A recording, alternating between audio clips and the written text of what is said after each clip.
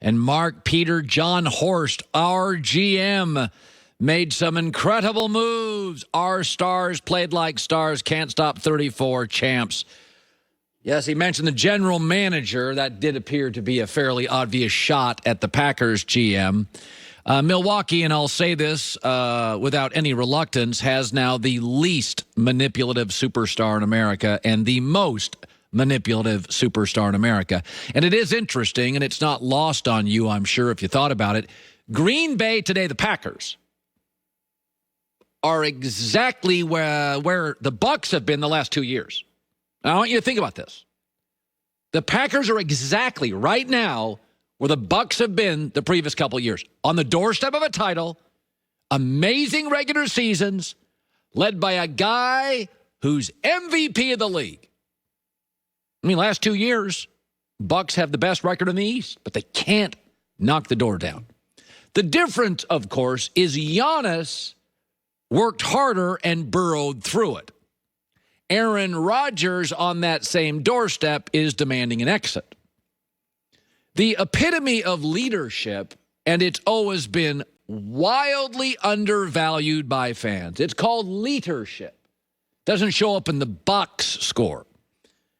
Giannis has elite leadership traits. He trusts teammates. He's not passive-aggressive. He's not manipulative. He's incredibly coachable. He's patient. He takes criticism and doesn't get defensive. Aaron is gifted, but does not have great leadership traits. Passive-aggressive, aloof, vindictive, at times petty. Whereas Giannis is optimistic. Sometimes Aaron feels cynical. It is interesting how they're juxtaposed in the same market, is it not? The Packers today are the Bucs the last 2 years. Just inches away. But the Packers never give Aaron Rodgers. Devontae Adams is a top 3 receiver and Aaron Jones a top 5 back. David Bakhtiari is the highest rated pass blocking left tackle in the NFL. And their tight end had 11 touchdowns. The defense isn't dominating, but Kenny Clark is great. Za'Darius and Preston Smith are excellent. Their young safeties are fantastic. And Alexander, one of their corners, to me, is a top 2 and 3 corner in the league. Let's stop with the Packers don't give Aaron enough. Nobody is saying they couldn't use a pass rusher. Hell, 90% of the league would die for a Bosa brother. Nick or Joey, take your pick. But there are a lot more stars, elite players playing next to Aaron than there are Giannis. Giannis's number 2 is Chris Middleton. He would not have started for the Warriors dynasty a few years back. Would not have started.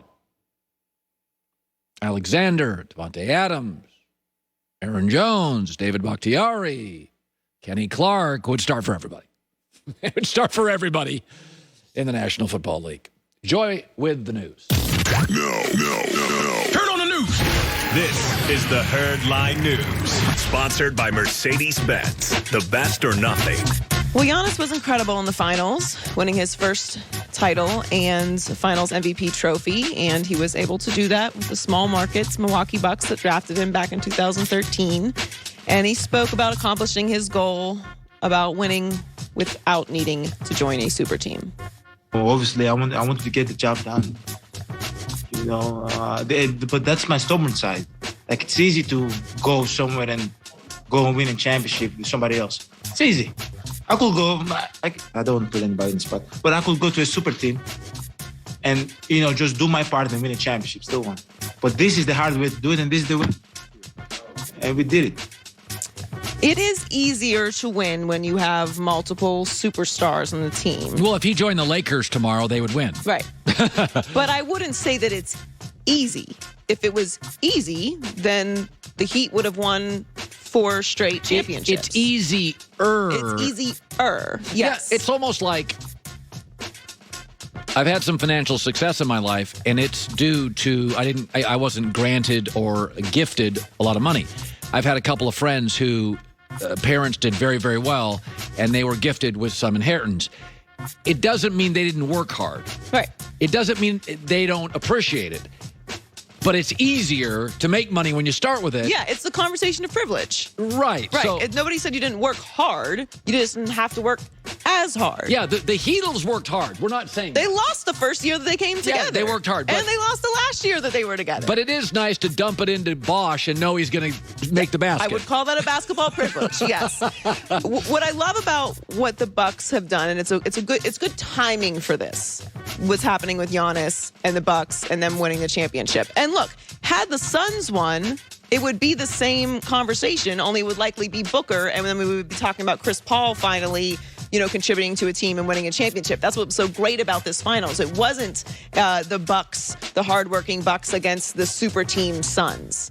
Like, you had CP3, so you had a little bit of elements of adding a superstar, but Chris Paul's not won a championship, so I don't think you can put him in that category. Yeah. That was what's so great about this finals. Giannis had critics, myself included. I was very skeptical about what the Bucks were going to be able to do this. Listen, he shoots 34% outside of 4 feet. I was one of these. He's got to develop a shot. And he had a massive hole in his game, which was making free throws. If you are constantly going to the basket and getting fouled and you can't make your free throws, that is points you're leaving on the table. Like, that matters. So what I love about what happened last night is not only did they win because of him, because he had an all-time performance and a great finals, he crushed his free throws. Like, it was remarkable to watch. And yes, they're not a super team. So all of these things make it easy for us to root for him. He is the best player in the league right now.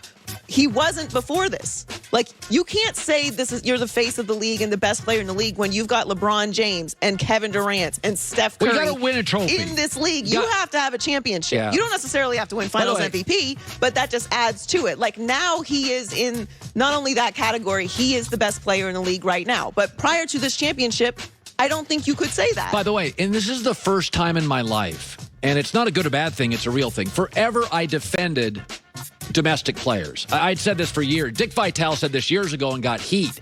He said we pick apart domestic players because we watch them all the time, and we elevate international players. And for a long time, I thought that was true. But it's no longer. The best player in the league is from overseas. The defensive player of the league, Rudy Gobert, is from France. The MVP, Jokic, Serbia. The best young player is Luka from Slovenia. Folks, what we are seeing now, international players are running the league. Well, I think not unlike the NFL, which is still very much a domestic game, even though we have international players, the NBA is an international sport. Yes. Like, there are leagues, very competitive leagues all over the world.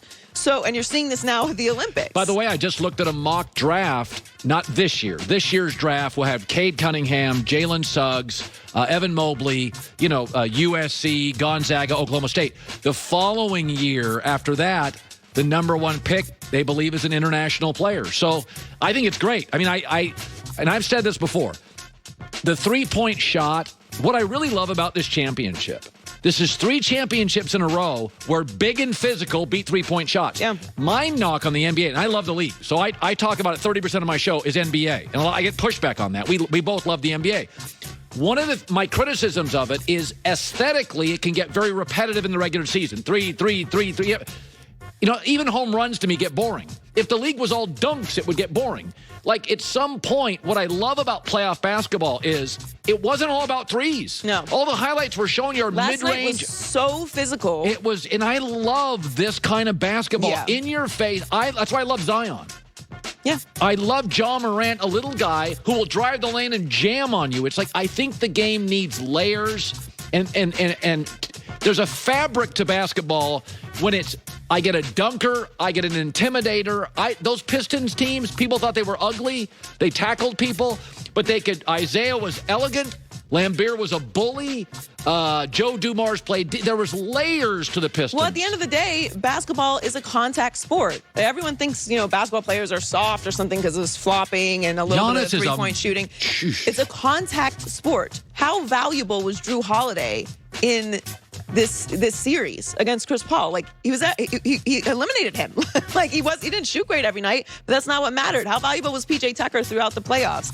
You have to have every aspect really, or just an incredible amount of luck to get and win a championship. And I think that they have everything that they need.